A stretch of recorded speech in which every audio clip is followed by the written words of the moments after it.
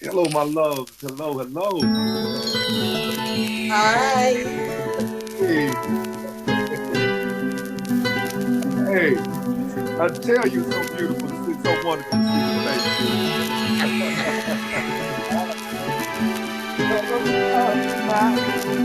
Oh, yeah. Hey, we about ready to have a good show, y'all. Yeah. Oh, yeah. On the Good News Show. Hey. All right. Come on. Hey. All Hey, right. man. We got to bring them in. We got the legend. Go, man, the man. Sorry. Y'all good news listeners, get ready for a great show. We got nothing to love for you tonight, y'all. Hey. This is the Good News Show. Oh, yeah. Something about tonight. Yeah, something right on time. It's something about tonight. It's something about tonight, everybody. Yes, it is. Woo. Come on in here. Come on in here. Call somebody up, y'all. Tell them it's something about tonight on the Good News Show. Yes, this is the Good News Show, and I'm your host. I'm Mathell. And I want to say thank you so much for listening in over and over and over again every week. And I've got with me my co-host, Man the Man. Come on now. Hey, everybody. Hey. I'm here with Mama May Givens, and I'm going to tell you we got some good news for you. Something about tonight. Hey, come on. Thank Now you, we're going to play with them long enough. Let's go ahead. We got them warmed up. Wait a minute. All right. All right, everybody. Welcome to the Good News Show. Oh my goodness. I know that there are a lot of places that you could be tonight, but I just want to thank you so much for always listening in to the Good News Show, because we try to have nothing but good news for you. You know, on this show now, we don't talk about no bad news. We don't play with nobody that's trying to say nothing bad. It's no. So, hey, but tonight we've got quite a show planned for you. We have the legendary Christine Houston on our show tonight. Oh, yeah. Yes, we do. Yes. We do. And for those who don't know what I'm talking about, don't know who I'm talking about, the legendary Christine Houston is the writer of the sitcom 227. That was a hilarious show. So listen, just hang in there with me, because Van the Man is going to take the mic for a minute. Because you know what? I want to thank you for coming on the show last week. Man, your story was profound. Hey, thank you, man. We got so many calls about you. Oh, I love the Good News Show listeners. Everybody knows they've been pouring out love and support. I thank everybody for encouraging me with my run for the Illinois State Representative seat here in the District 118. And we just getting started. And I can't wait to get out here and tell some more of these people's stories, because everybody needs to know that we are going to change the narrative. Folks, it's about peace, love, and understanding in this new day. But we got a very special guest. Tonight is not about all of that. We got to introduce y'all to introduce some of y'all to this beautiful person and remind you all who this person is. This is Christine Houston, the writer, the author of 227, Marla Gibbs Place. I know y'all know Marla Gibbs' name. All right now. Well, we gonna make sure that y'all know who the writer is, who the author is, who penned all of that, all of those characters, who had this inspirational moment to be able to show us what Black lives really look like and give us something to aspire to on television when we didn't have many representations of ourselves. This is history, y'all. This is some good news, y'all. Hey, the one, the only, Christine Houston. Yes, indeed. Woo! I'm telling you. And she's phenomenal. This lady is phenomenal. And I affectionately call her a sweet angel. She wrote that 227. And she's a Yes. professor at Chicago State. My God, she teaches screenwriting and playwriting. She's an actress, a director of stage Yes. plays. She's also Yes. the author of a book entitled Laughing Through the Tears. Not need I say anymore. Everybody just get ready and welcome to the mic, Christine Houston. Hello, hello. Hi, hey there. How Glad Hey. to are you? spend this time with Welcome, welcome. Yes. Yes. Yes. Yes. Oh, goodness. Thank you. Thank you for being on the Good News Show. How are you? you. I am wonderful. I could not be better. Oh, I'm enjoying life. I'm doing the things that I believe I was left here to do. It is my gift, and I try to use my gift to the best of my ability, and I enjoy doing it. wonderful. Oh, Well, I tell you one thing, you are beautiful. I mean, you are absolutely beautiful. I'm And you just got, saying that because it's it's true, right, right, right, right. because it's true. Because it's true. true. Mama say if it's the truth, you can say it. You are beautiful. Okay, I love it. Well, listen, we don't have a lot of time on this show. We've got about 30 minutes, but I do want you to tell our listening audience a little bit about you. Well, I started off as a mother and a housewife with a job other than being a housewife and a mother. I was working at CTA back in the 1970s, and I decided to go to back to school to teach my two sons the importance of education. I was raised by a father who believed that if you wanted to succeed in this life, you needed to get as much education as you could. And he made sure that I got it. But I only went as far as 1 year of college before I decided I knew more than professors, and I couldn't get a job because I was faced with the racism that many African American, especially back in the 50s, was faced with. And so I joined the Air Force. And while in there, I came home and communicated with my childhood sweetheart, got married, and then got out of the Air Force once I started a family. And I raised three boys to be teenagers, letting them know how important an education was. I believed in using punitive measures to raise them, and I explained to them it was better that I do it than the police do it.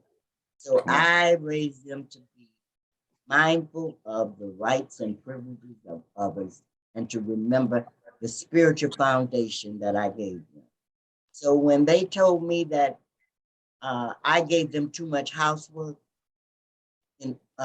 which interfered with them getting good grades in school, I told them that I bet I could go back to school at my age, keep my job, take care of them and my husband, come on.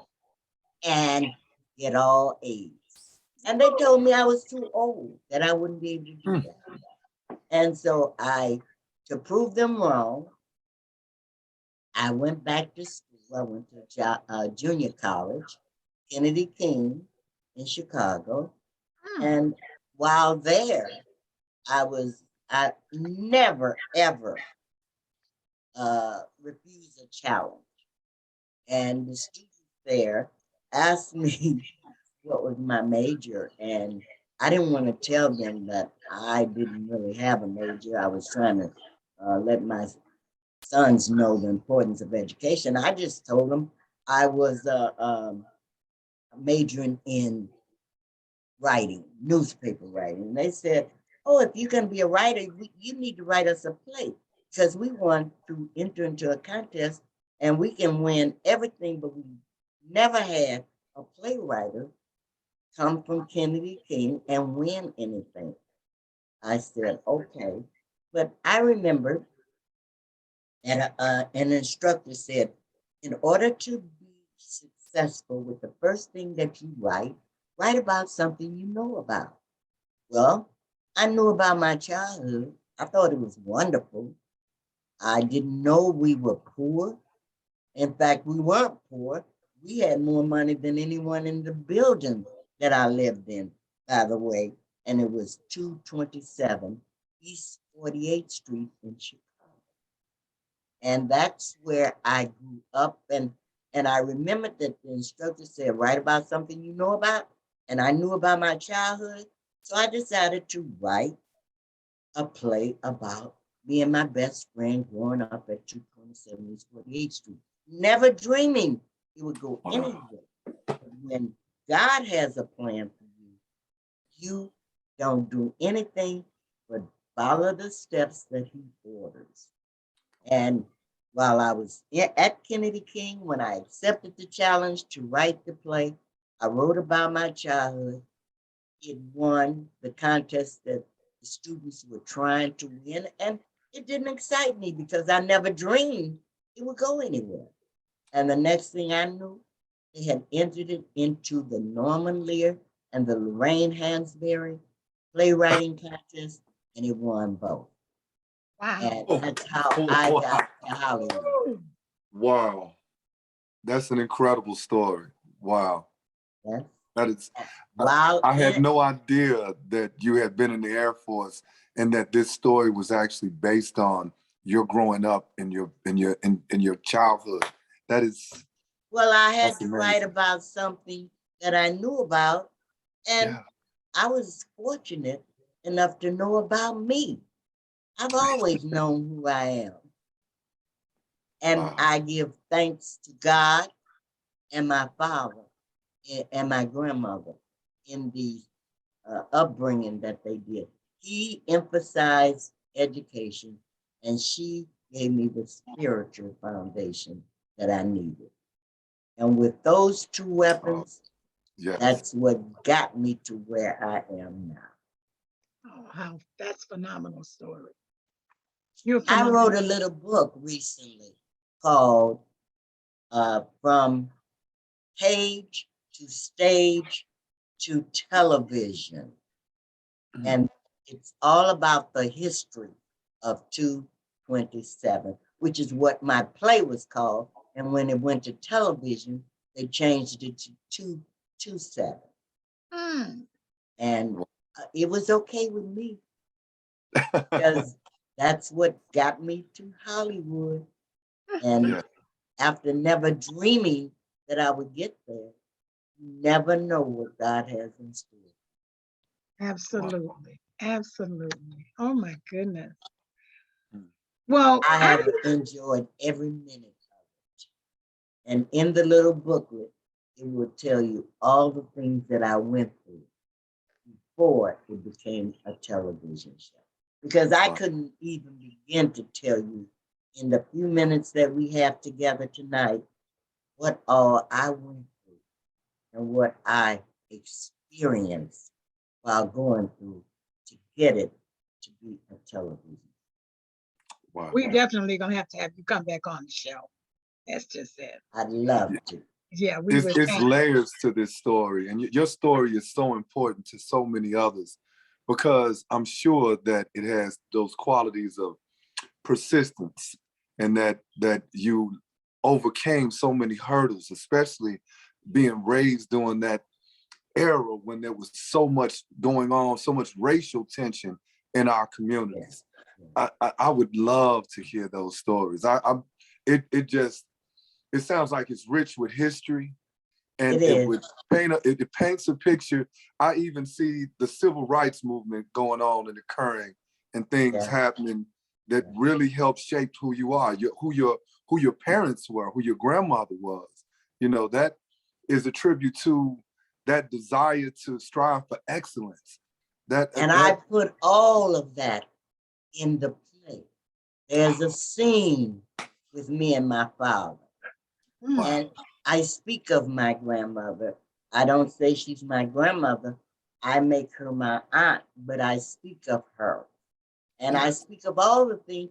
It's just the play encompasses 2 to 3 months in my life growing up. And in the play, I am 15 years old. So it is based on what I experienced at that age. Oh, wow. Well, we're going to have, this is part 1, but I want everybody to stay tuned for part 2. So we may have to have you come back on within the next week to continue, because we need to go further. I would be honored. It is a privilege and an honor because I think your show is so wonderful and so informative. And I feel honored that you wanted to have me on your show. And I certainly would be blessed to come back. Oh my God, I'm so honored. Aren't you honored, son? This is like, I am. I'm standing here. You know, as much as I love Mama Houston, I am telling you, I'm just more impressed with you every time we get to encounter you. Your ability to be heartfelt and genuine isn't missed and it isn't wasted on our family. You have sowed seeds of your time, your energy, and given us your thoughts. And a lot of people won't speak honestly with you or be candid with you enough and tell you, hey, listen, we gotta sharpen this up. I love your standard of excellence. Do you know one thing that really stands out most about me, about you to me, is your ability to be particular and to be personable at the same time. I guess I can't take credit for that. It is in me. It is my gift to motivate and inspire. And that's what I do. And I love doing it, especially for my people. You're so beautiful. Yes. I'm so honored that you would even want to be on the Good News Show. You just. Why not? You an angel. I'm an angel. Yeah, we all angels here. Angels get together. Yes, That's right. That's right. And you know, everybody, I have to let our listening audience know that I'm an author, and the name of my book is Angels in My Life. And so when I met her and we began to talk a lot and hang out a little bit together, I began to call her Angel. I affectionately call her Angel because of the time that she's given and that beautiful smile that she has, the wisdom that she would impart in me. I mean, it's just been wonderful knowing you, and you are an angel in my life. And I'm most honored and grateful that you love my children. You love my family. Thank you. I do. I really do, because you and your family are the epitome of a family, what a family should be like, what a family should be about, and the love that comes forth from you and your children is shared by everyone. And I was fortunate enough to get some of that. You so sweet. Boy, I tell you, she's definitely a poet knew it. You know, you warm my heart. But I want to get a little bit further tonight. I want to talk about your book, your new book that you have, the book that you have, Laughing Through the Tears. I need you to tell us a little bit about that, and you'll tell us more even when we have our segment number 2 with you. Well, Laughing Through the Tears is my experience of taking care of my husband of 45 years, who was diagnosed with dementia. And while taking care of him, I went again back to school and I enrolled in Chicago State University to get a BA. And while I was in class day after day, I was dealing with my husband and the dementia night after night. because most dementia patients are considered to be sundowners. When the sun goes down, that's when they wake up and they want to prowl all night long. So I documented things that I went through as a caregiver because I felt the information would be helpful to people who are dealing with the same situation. And not only would it be entertaining, it would be informative. And because I write comedy, I found a lot of comedy in taking care of my husband because I learned this one important thing, that laughter really is sometimes the best medicine. Yes. And I had to deal with dementia and I incorporated laughter in it. I was able to get through it. I was able to continue to love the person that I had married, who was in that body, but not the same person that I had married. And I had to pray. I had to love him. I had to take care of him, which I had no regrets for doing. And there are a lot of reasons. Right now, I am trying to get, I wrote a pilot based on laughing through the tears. And right now, I am trying to raise the funds to film Laughing Through the Tears as a pilot so that it will be presented on television, similar to the way 227 was done.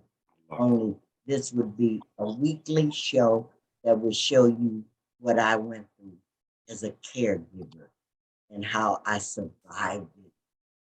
Wow. A smile on my face. Wow. Regrets whatsoever. That is such a wonderful tale of love. I'm reminded of the phrase in our community where we say sometimes you have to laugh to keep from crying. Absolutely. And I can tell you that I wrote a song to my wife in the eventuality if I ever experience dementia called I See Your Love. But I got the idea from watching my mother have to deal with my grandmother that ended up with dementia. And it's amazing. It's amazing how strong you had to be in order to be the caregiver for your husband. That although his mind was slipping away, I can imagine you sitting there telling them stories to make everything come to life, you know, just one thing I remember that helped a lot, I took him to church because we prayed together as a family. I always believe that a family that prays together stays together.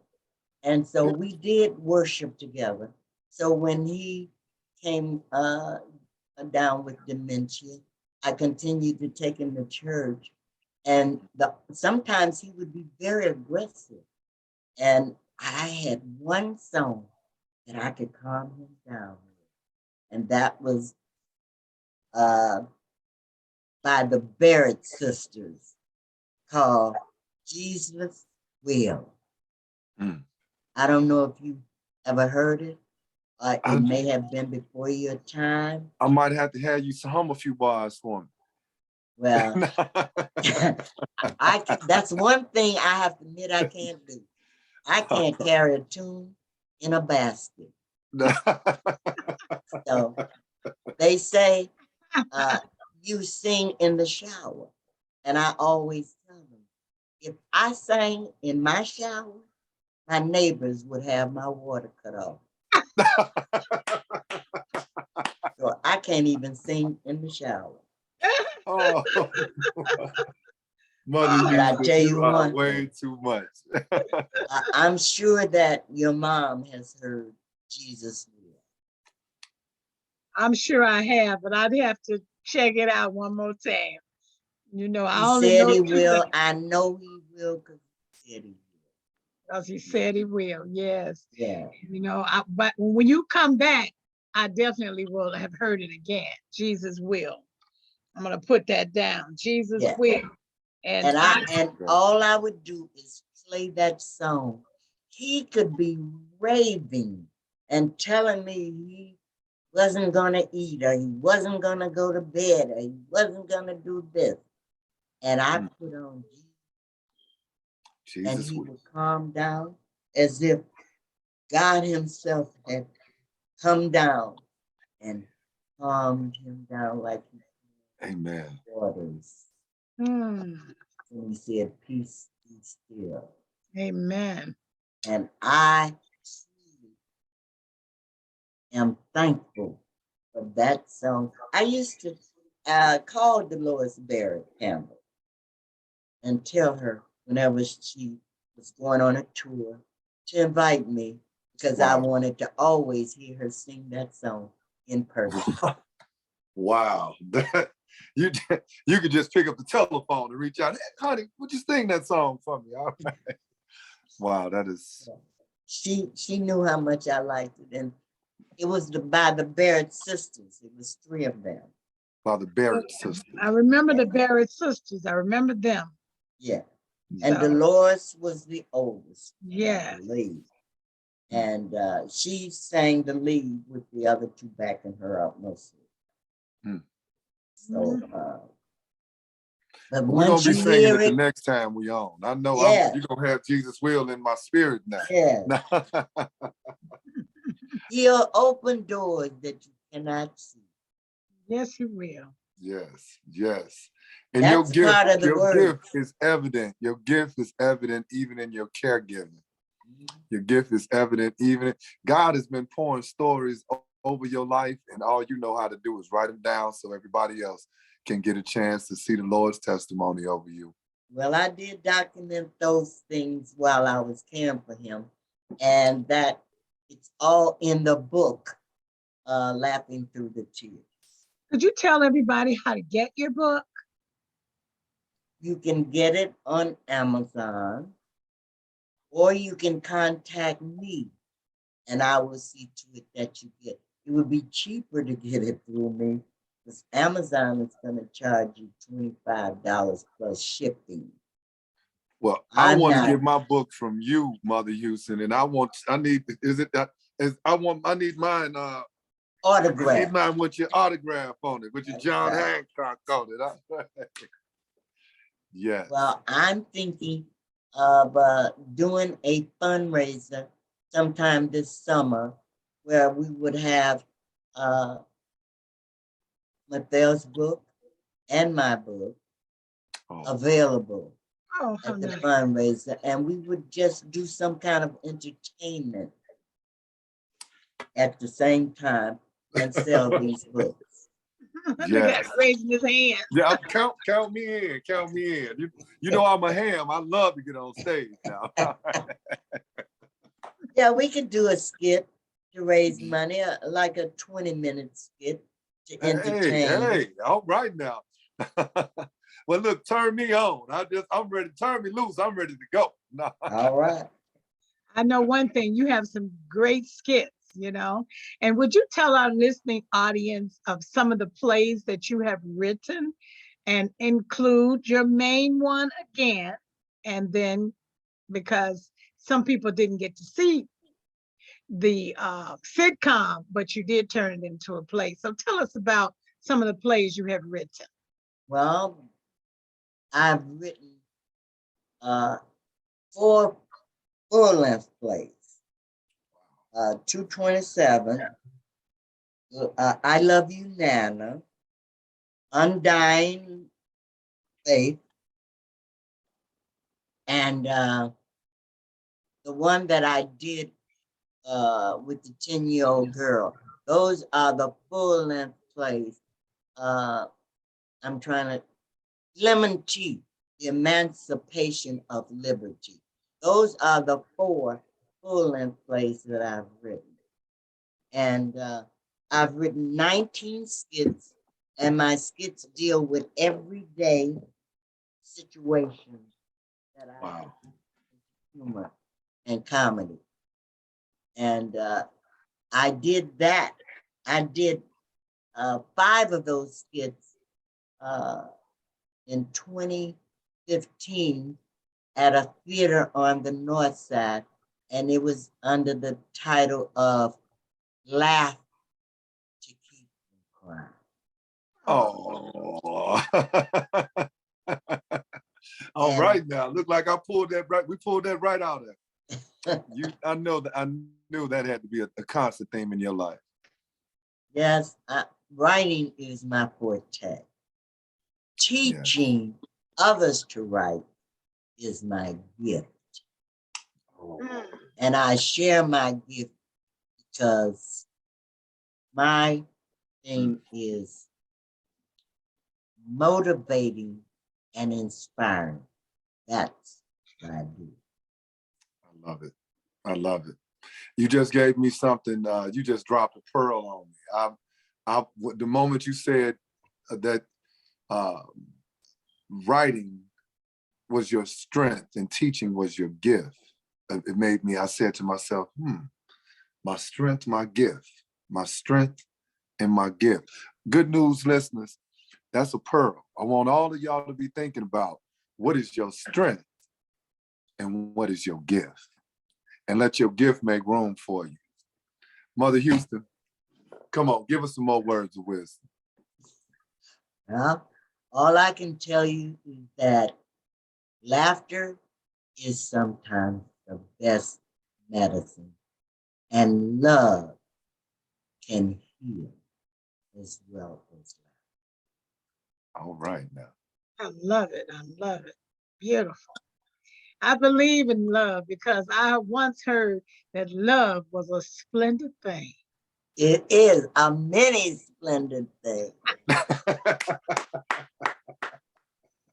Yes, it is. To coin That's the someone hard else's phrase. Yes, yes. Ooh. And of course, the most powerful words from God is to love. We're to love one another. Yes. Love is good. And I love you. And I love you. And I love y'all. I love like, both of I'm like Oprah. You get love, you get love, you get love. When Come Oprah on was now. giving stuff away, you get a car, you get a car. So you get some love, and you get some love, and you get some love. And everybody gets some love. that's Yes, right. yes, yes. As let me see, who is that? Is that Gladys Knight them that sing? Everybody needs a love. You need love. I need love. I don't think it was Everybody Gladys, but it needs is love. definitely a song. It sure is. Right. You done made it yours now, right? Google it right quick, man. I love it. I love it. You know, baby, we both guilty of only knowing one or two lines. That's right. You of don't the know thing, these two lines, but hey, woo, everybody needs love. Sad Sister Christine Houston. That's right. Yes. Everybody, you're listening to legendary friend Christine Houston, also a professor over at Chicago State. Just a wonderful, wonderful, sweet angel in our lives, my son, my life, and I'm sure after tonight, even in you all's lives. So, Christine Houston, sweet angel, give some, you can just right now, just look into that mic. Boy, you can't look into the mic. You gotta close my eyes and went to dreaming some stuff, okay? I want to say look into the television screen too, like we on TV somewhere. But I would like for you to just look out there into our listening audience and just give them some words of hope. Some people are really suffering right now, going through quite a bit. You're a woman of wisdom. You've been through quite a bit, and you don't look like nothing has ever happened. And that's what God will do for you. He make you have a look that's all over you that like nothing has never happened. Well, I would like to say to all the ears that can hear me, every one of us have a gift. And some of us have more than one, more than two. Some of us are fortunate enough to have several gifts. I encourage you to find out what your gift is. Yes. Tap into it. Hone your talent and move forward using that gift and not let it go to waste. Because like I said, every one of us has it. And as long as you're on the planet and you're breathing and God gives you the strength to do it, I say, do it. Come on now. And until I am unable to do what I do, I will keep on doing it and loving it Yes. as I do. That's beautiful. Yes. Yes. And to know that I get the opportunity to inspire someone and to get into their lives from Yes. one day or one semester to another, all of the lives that I have touched, hopefully I have inspired them and motivated them and given them the desire to tap into their gift. Amen. Because that's Amen. what I did. Oh, that's wonderful. Well, I want to thank you. We've got 2 minutes left, maybe 3 at the most. And we definitely are going to have you back within a week's time. Okay. So we'll have part 1. This will be part 1, everybody. Stay tuned. We want you to keep it locked. Don't go nowhere. Tell everybody, say, listen, Christine Houston is coming back on the show. And then we're going to hear more from her. So everybody hang in there and we'll have her right back. Christine Houston, I just want to say thank you so very much for all the wisdom you have imparted into even my life tonight. And how about you, Van Man? I'm taking strength and gift with me. I'm taking strength and I'm taking my gift with me. I'm gonna focus on what my strength is, and then I'm gonna make sure that I gift it away, because that is inspiring. That's inspiring. I just love the way that you have lived your life out loud for the whole world to see. Hopefully, I can continue to motivate and inspire, because Yes. that's what I do. Absolutely. And you have done that here tonight. Most That's gracious. good news. That's good news. We had some good news here tonight. I mean, this is some good news, and I want to thank you. So, hey, everybody, this is it, the Good News Show. We got to wrap it up. We've never run out of time like we have tonight, but we definitely haven't run out of text. So we will be back, because we haven't run out of text, but we're just about to run out of time. So we have to say to you, we're going to have to say good night, but we'll be right back. It won't be All long. right. See you soon. See you Yes. soon. Mwah. Yes. Excellent. Excellent. Well spoken. All right.